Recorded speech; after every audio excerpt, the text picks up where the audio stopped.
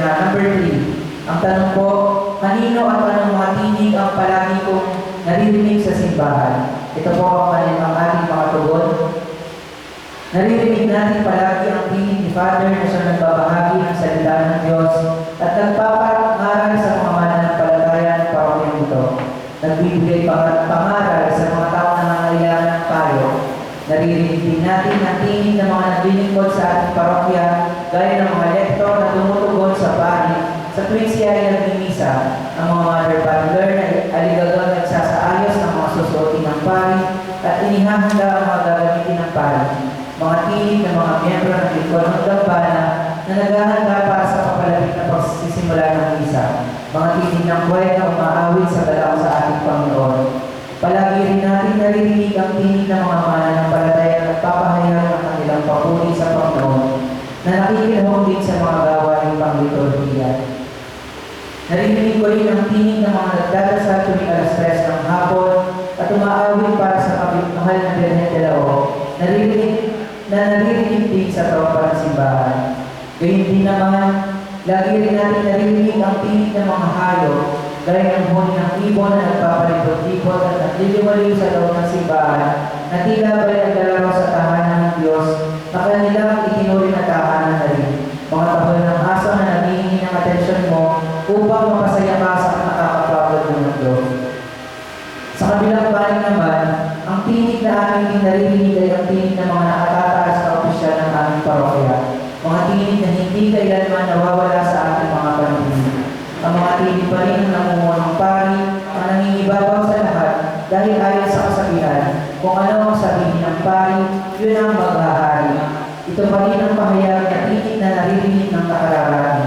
Ang tinig ng nakararami ay bahagya pa rin napapakinggan, kaya't marami ang uhaw ng pagsalita, ngunit pinangungunahan na ganito ng takot na tumindig at maghayag ng saloobin. Nawawala ang maayos na komunikasyon sa mga nakakababa at mga nakakataas. Ito ang pinagmumulan ng hindi pagkakaunawaan at pagkakawatak-watak ng bawat isa. Marami rin kasing tinig ang hindi agaran na papakinggan kung hindi mabubuksan ang talingan ng iba. Masumaan pa rin ang tinig ng nasa mataas ng pwesto at naiiwan naman ang mga nasa baba.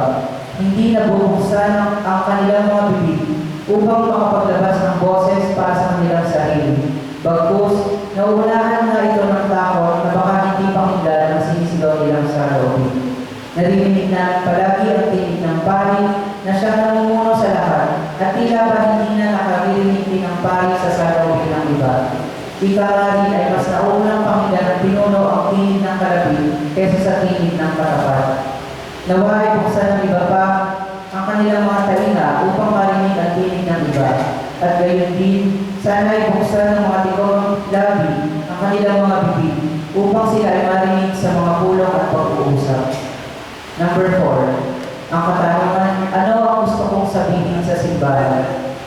Gusto ko ba, every time na magbabasa, mag-komentaryo tayo, kasi mag-komentaryo tayo, anilimutan na natin mga gusto komentaryo. So, kung gusto may napasin po tayo sa binasa na gusto natin mabuhin, at least mabilis tayo. So, sa binasa ng mga una. Meron po kayong ano kaya natin sa una? Kasi binasa lang, di ba? Kasi, so yung, halimbawa, ano ang simbahan para sa akin? Meron po ba tayo gusto nilagdag doon? O gusto nilalagay ito? O okay na po yun? Kasi kung meron din natin, pagkatapos yung basahin, balik na naman tayo sa Baka meron po yung saloobin na hindi mo napasama dito. sa gusali. Kung may ano muna, kung may Reaction. yung negative, kung hindi kayo sumasanawa, tsaka kayo magano. Tapos pagkatapos na, tsaka kayo magsabi kung mayroon kayong nakalimutan na hindi pa kita tayo. No? Pero habang binabasa na muna, okay na muna, kung maliban na naman kung hindi kayo sumasanawa. No?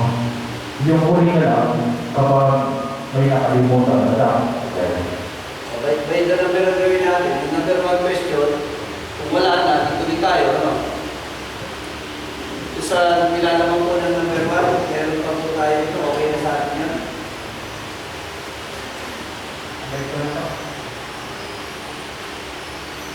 Number 2. Paano ko nararanasan ang pagiging bahagi ng simbahan at ano ang gusto kong maranasan sa simbahan? Baka po may sasagot ng letter A. Yung A, yung malayo. Sobrang malayo. Sobrang malayo. Yung B, at least may pa, no? Hindi po medyo malayo.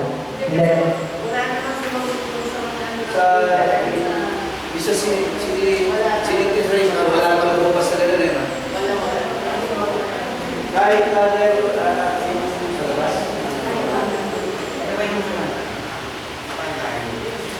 Ayun, yung sobrang layo, no?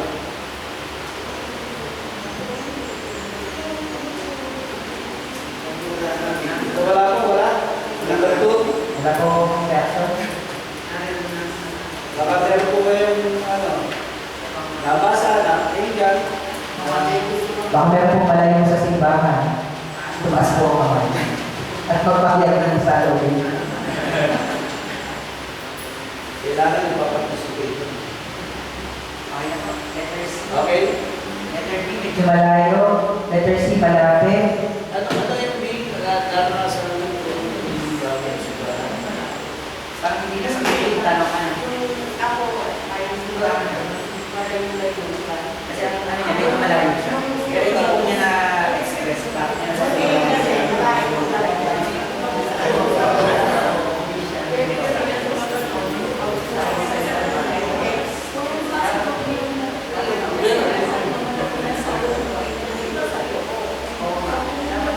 Pero yung hindi niya, sasabihin yung malayo, kung sinasabi niya, pagiging bahagi mo rin sa simbahan. O pagsunod sa mga gawain, pagbuti sinata sa simbahan. Kumbaga, nagsisimba lang siya na nagagawa. Hindi siya sumasama sa mga organization para may pumunta. Diba, mas may tayo ng iba yung mga sa inyo.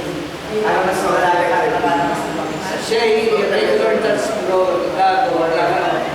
Para lang, nagsisimba siya. Oo, ano man lang siya. Yung sumisimba ng hindi regular. Kaya parang malayo pa. Wala siyang pinaano ng yento. Oo, ikaw, wala kang miyembro na. Wala. Kaya kumbaga sa ano, malayo pa yung pagkakaano pa niya. Yung relasyon niya sa simbahan, pero siya yung aktibong paparticipate.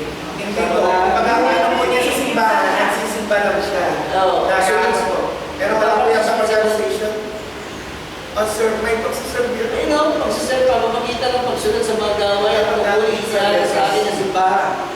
Iniatas sa simbahan, kung wala naman may iatas na, hindi, atid lang ng mas, Pwede kasi ng bansa ng TV. pagsaserve. At patuloy na panalangin sa Diyos. Yung pag-share dapat nasa letter siya kasi nandun Yun yan. sa... Oo. Hindi nga ibig sabihin, malayo yung team, pero ang sinasabi niya, magsisimba, magsaserve.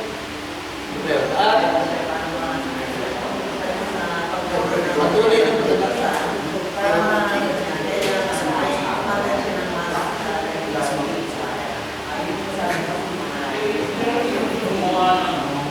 Pero di ba, lahat ng mga Kasi ito talaga sinabi sa letter B. kaya sinabi sa letter B. Dapat yung sa letter A, wala pinangaliban Hindi siya nagsaserve. Siya inaabot sa sumisimba lang siya. Kaya dapat ang nagsabutan ay yung hindi, ano na simbahan. Madali. Yung tanong ni doon sa gumawa ng samarin, ang ibig sabihin yun. Kasi silang gumawa ng samarin. Mag-isip tayo, mag-isip, hindi kang gumawa ng samarin. Kung sinabi yun. Ay, talaga may kasang letter. Ano yung interpretation nyo doon sa letter B na nakalagay yung pagsiserve? Ibig sabihin yung nagsalita nito ay part din ng simbahan. Nagsiserve. Inihata sa akin ng simbahan. Miyembro ba siya ng simbahan? Pwede rin po kasi siguro po, ano po siya, siyempre po siya sa mga nag-assessor, pero hindi po gaano active. Pwede rin naman. Yung ba yung sa rin namin mo? Pero po, okay, sa mga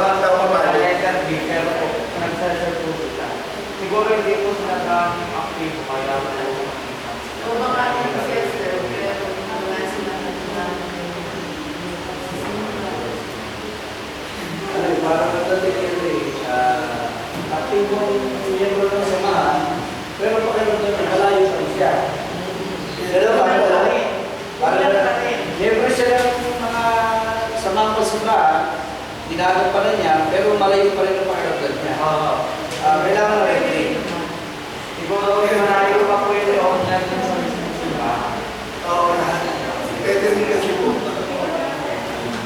Depende naman sa sasagot. Sumasagot pa.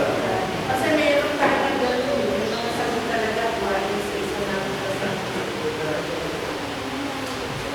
Kasi paano,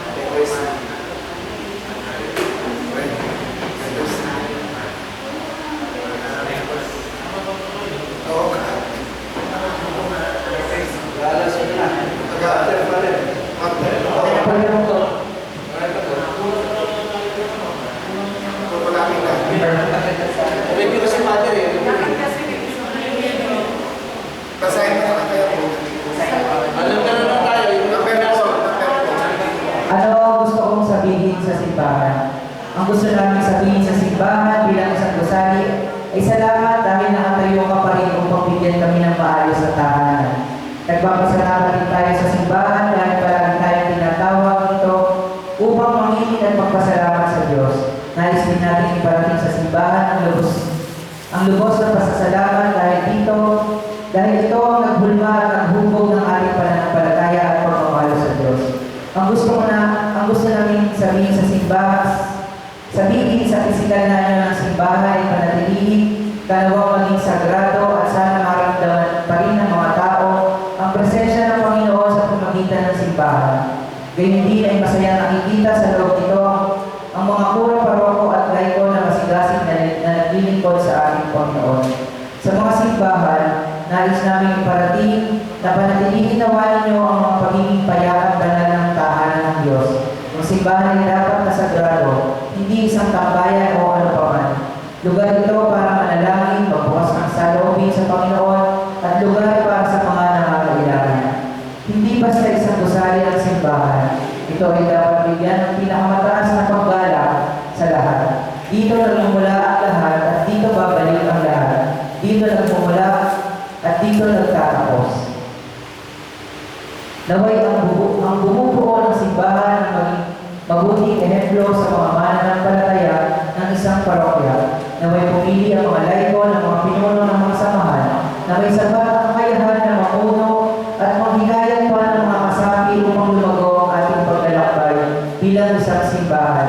Dinanginawa ng bawat isa ang pananampalataya may gawa at hindi lamang sa salita para sa ikabubuti ng lahat at ikaluluwalhati ng Panginoon.